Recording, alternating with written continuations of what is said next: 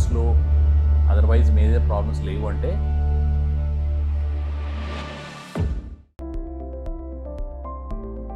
Sir, how common is blood in the stool?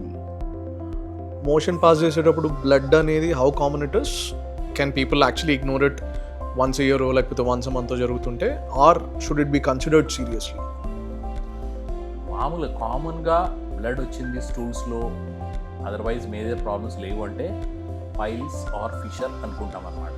అంటే fresh blood yellow colour stool అంటే అది కింద portion నుంచే వచ్చింది అనుకోవాలన్నమాట. కామన్ డిసీజెస్ ఇవే అనమాట. పైల్స్ ఆర్ హెమరాయిడ్స్ అంటారు. దెన్ ఫిషర్ ఏమో పెయిన్ఫుల్గా ఉంటుంది, పైల్స్ ఏమో పెయిన్లెస్ బ్లీడింగ్ ఉంటుంది అనమాట. ఇవి కామన్ నియర్లీ బెనైన్ కాజెస్, అంటే వాటితో ప్రాబ్లం లేదు.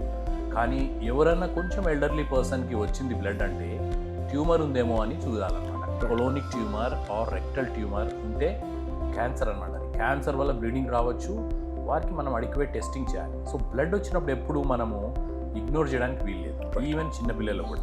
మరీ చిన్నపిల్లల్లో కొన్ని పాలిప్స్ ఉండి రావచ్చు అనమాట. నార్మల్ యంగ్ అడల్ట్స్లో ఏదర్ ఫిషర్ ఆర్ పైల్స్, అడల్ట్స్లో సమ్ క్యాన్సర్ రిలేటెడ్ బ్లీడ్స్ రావచ్చు. సో అందుకని బ్లీడింగ్ అనేది మనం ఎప్పుడు నెగ్లెక్ట్ చేయకూడదు. అంటే ఇవి చిన్న వాళ్ళలో 20 years 30 years వాళ్ళలో క్యాన్సర్ ఉండదా అంటే అట్లాంటి రూల్ ఏం లేదనమాట. మెడిసిన్లో రూల్ అంటే there are no rules, that is the rule in medicine. So ఎవరికైనా ఏదైనా ఉండొచ్చు, మనం ఓన్లీ కామన్నెస్ చెప్తున్నాం అనమాట. రైట్. సో ఎక్కువ ఇన్వెస్టిగేషన్ చేయాల్సింది అడల్ట్స్లో చేయాలన్నమాట. Adults over 40 over 50? You can consider over 35 over 40. Oh, nice.